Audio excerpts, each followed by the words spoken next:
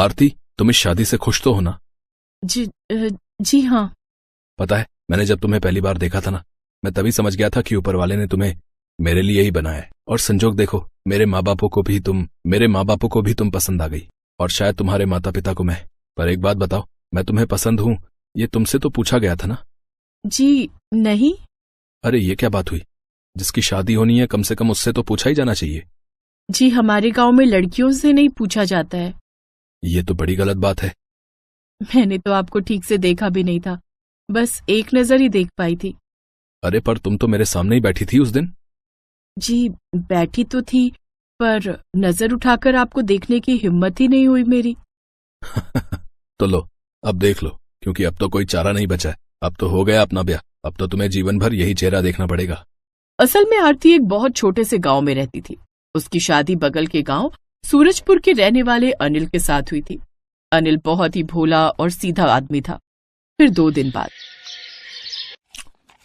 अरे वाह, ये पराठे किसने बनाए? क्यों, क्या हुआ? ऐसे क्यों पूछ रहा है?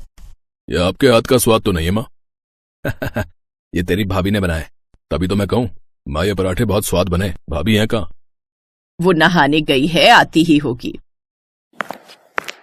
भाई मुझे तो बहुत खुशी हुई कि भैया को आप जैसी पत्नी मिल गई। ऐसा क्यों कह रहे हैं आप? अरे आप नहीं जानती इन्हें, 1 नंबर के भोलू चंद हैं। मैं तो हमेशा माँ से कहता था कि देखना कोई लड़की कभी घास नहीं डालेगी इन्हें, लेकिन किस्मत देखो हमारे भैया की, कितनी सुंदर भाभी लाए हैं। लता और हरिया के घर का माहौल बड़ा ही खुशनुमा था। बड़ा बेटा अनिल जितना सीधा और शरीफ था, छोटा बेटा सुनील उतना ही शरारती और मस्करा। धीरे धीरे नई बहू आरती ने अपने स्वभाव से सबका दिल जीत लिया। अब तो आरती और सुनील की भी अच्छी पटने लगी थी। सुनील भैया, बताइए खाने में क्या खाएंगे?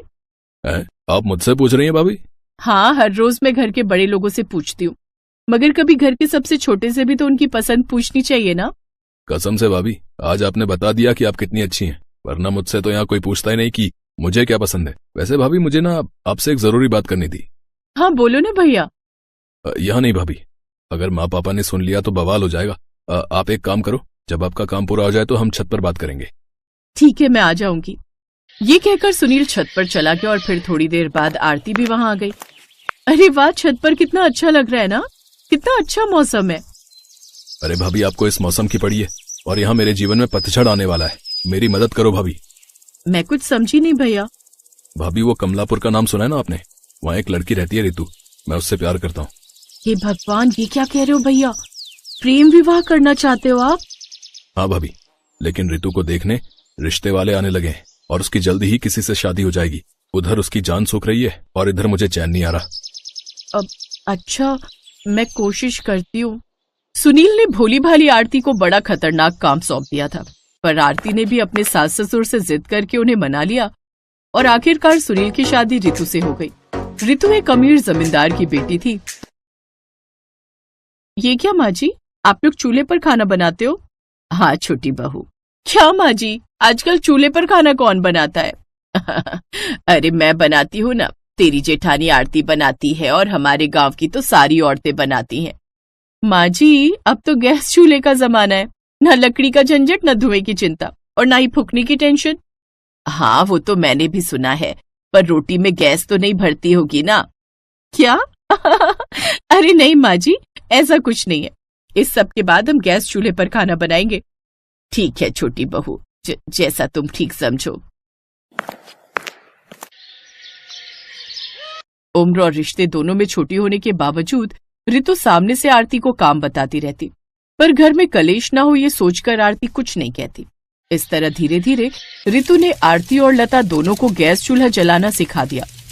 और फिर एक दिन जब आरती उसी गैस चूल्हे पर खाना बनाने जा रही थी, तभी उसके हाथ से कुकर छूट गया, जिससे गैस चूल्हा थोड़ा चटक गया।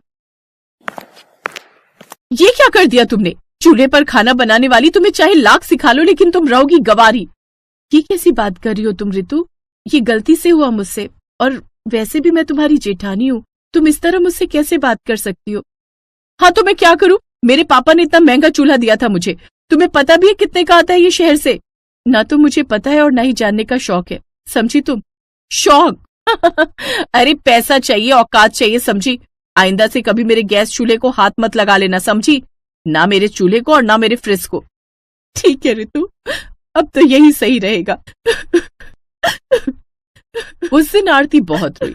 उसे रितु से ऐसी उम्मीद नहीं थी, पर इतना सब कुछ होने के बाद भी लता ने रितु को कुछ नहीं कहा। शाम को जब अनिल काम से लौटा तो आरती उसे छत पर ले गई। ये तो बहुत गलत हुआ तुम्हारे साथ। रुको, मैं अभी माँ और रितु से बात करता हूँ। मत करिए, माँ जी पूरी तरह से उसकी बातों में आई हुई हैं और रितु के अंदर से भी उसका पैसा और घमंड बोल रहा है। आज से ये छत ही मेरी रसोई है और हम दोनों आज से यही खाना खाएंगे। ठीक है आरती, तुम जैसा कहो, मैं हमेशा तुम्हारे साथ हूँ। पूरे 2 दिन बीत गए लेकिन बारिश नहीं थमी, जिसकी वजह से पूरे गांव में धीरे धीरे पानी का लेवल बढ़ने लगा और देखते ही देखते उसने बाढ़ का रूप ले लिया। अरे रितु, देख तो घर में पानी घुस रहा है। अब क्या होगा माँ जी, अब हम क्या करें? सबसे पहले तो रसोई में से अपना गैस चूल्हा उठा। अब ऐसा कर ऊपर छत पर ले चल उसे, वहाँ आरती की रसोई में ले जाकर रख दे उसे, वो मना नहीं करेगी। डर के मारे रितु ने गैस चूल्हे को वहीं छोड़ा और अपनी जान बचाने के लिए छत पर भागी। उसने देखा कि लता और पूरा परिवार आरती की छप्पर वाली रसोई में दुबका बैठा है। वो बारिश में भीगती रही, पर आरती की रसोई के अंदर आने की उसकी हिम्मत ही नहीं हुई। बाद में लड़ लेना जितना भी लड़ना है, फिलहाल अंदर आ जाओ वरना बीमार पड़ जाओगी देवरानी जी। रितु आखिरकार मजबूर होकर आरती की रसोई के अंदर आ ही गई। फिर आरती ने कहा, शाम को साग और रोटी बना रही हो, रितु तुम खा लोगी ना या कुछ और बनाऊं तुम्हारे लिए? आरती की बात सुनकर रितु की आंखों से पश्चाताप के आंसू गिरने लगे। वैसे ये मिट्टी वाला चूल्हा भी इतना बुरा नहीं है, थोड़ा टाइम लगता है पर खाना अच्छा बनता है इस पर। भाभी आप सिखाएंगी मुझे इस चूल्हे पर खाना बनाना, क्योंकि मेरा गैस चूल्हा तो नीचे ही रह गया पानी में।